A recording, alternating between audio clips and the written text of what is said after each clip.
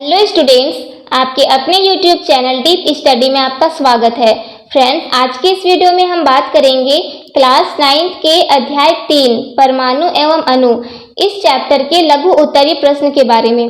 पिछले वीडियो में हम लोग इसी चैप्टर के अति लघु प्रश्नोत्तर के बारे में डिस्कस कर चुके हैं, जिसका लिंक मैं आपको डिस्क्रिप्शन बॉक्स में दे दूंगी।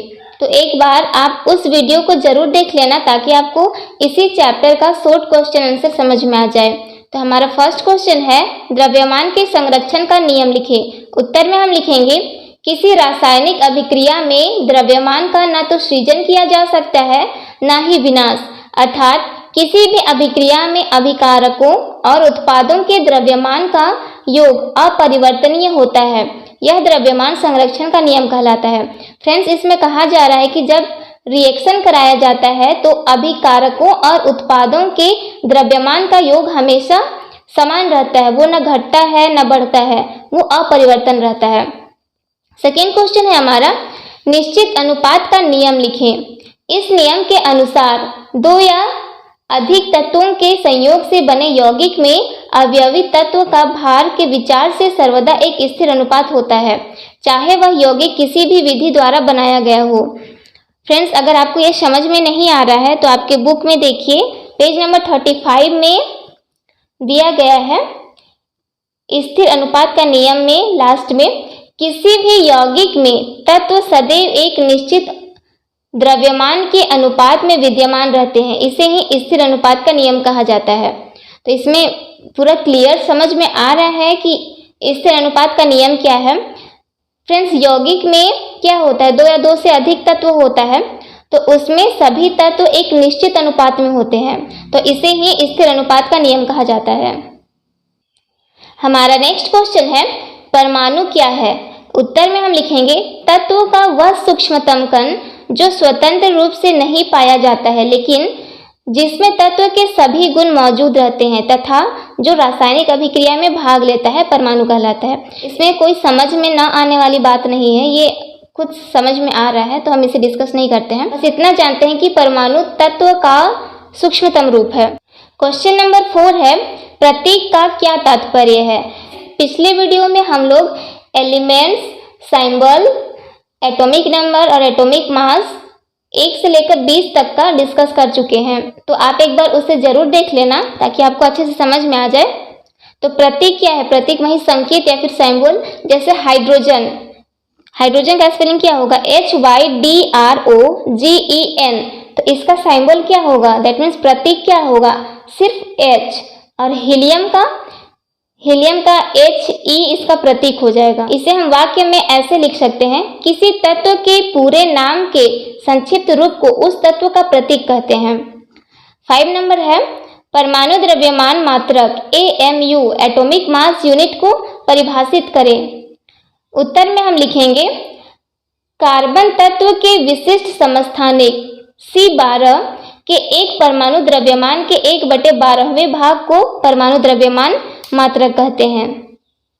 क्वेश्चन नंबर 6 है, अणु क्या है। उत्तर में हम लिखेंगे, किसी पदार्थ का वह सूक्ष्मतम कण जो स्वतंत्र रूप से पाया जाता है तथा जिसमें पदार्थ के सभी गुण उपस्थित रहता है, अणु कहलाता है। ये परमाणुओं से बने होते हैं।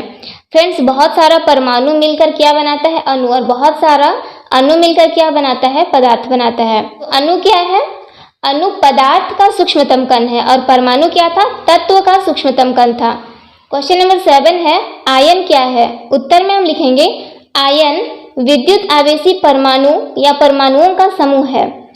क्वेश्चन नंबर 8 है, मोल से आप क्या समझते हैं। उत्तर में हम लिखेंगे, मोल पदार्थ के कणों जैसे परमाणु, अणु, आयन आदि की मात्रा प्रदर्शित करने वाली सुविधाजनक इकाई है। जिस प्रकार 12 केले को 1 दर्जन कहा गया है, उसी प्रकार परमाणु, अणु या आयन की संख्या को मापने का एक इकाई है, उसे हम मोल कहते हैं। एक मोल में कितना होता है, 6.022 गुना 10 का पावर 23 को एक मोल कहा जाता है।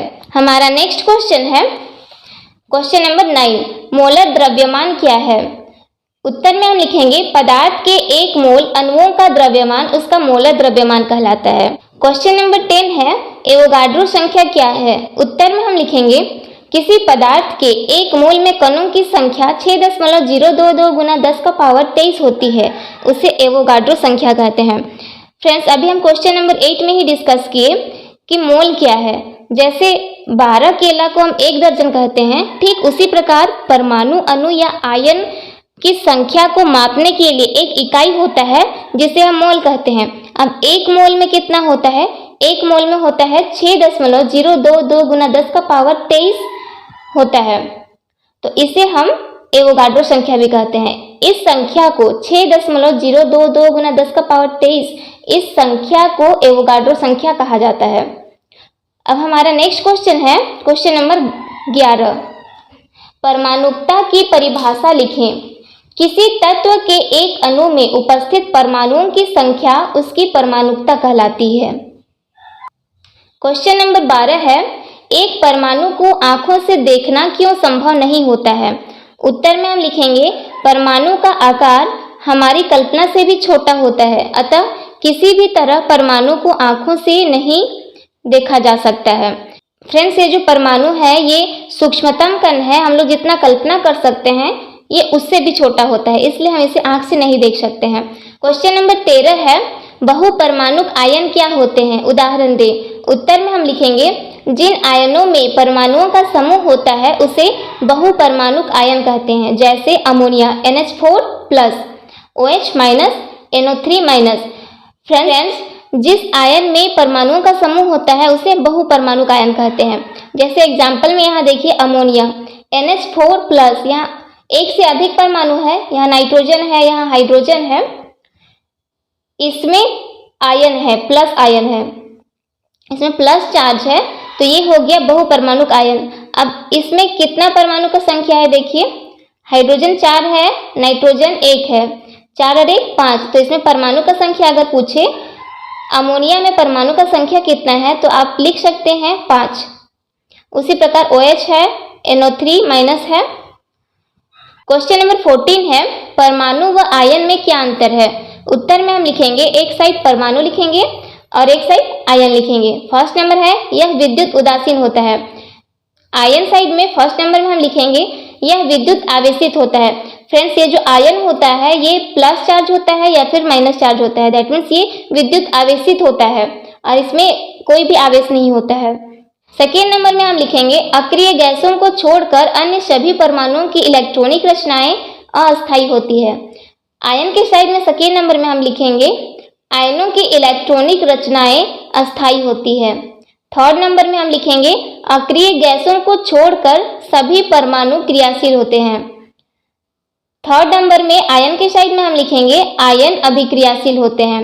फ्रेंड्स, उम्मीद है आपको ये वीडियो पसंद आया होगा और समझ में भी आया होगा, तो प्लीज़ आप इस चैनल डीप स्टडी को सब्सक्राइब कीजिए और बेल आइकन भी प्रेस कर दीजिए ताकि मैं जब भी वीडियो अपलोड करूं आपके पास सबसे पहले नोटिफिकेशन पहुंच जाए। Thank you.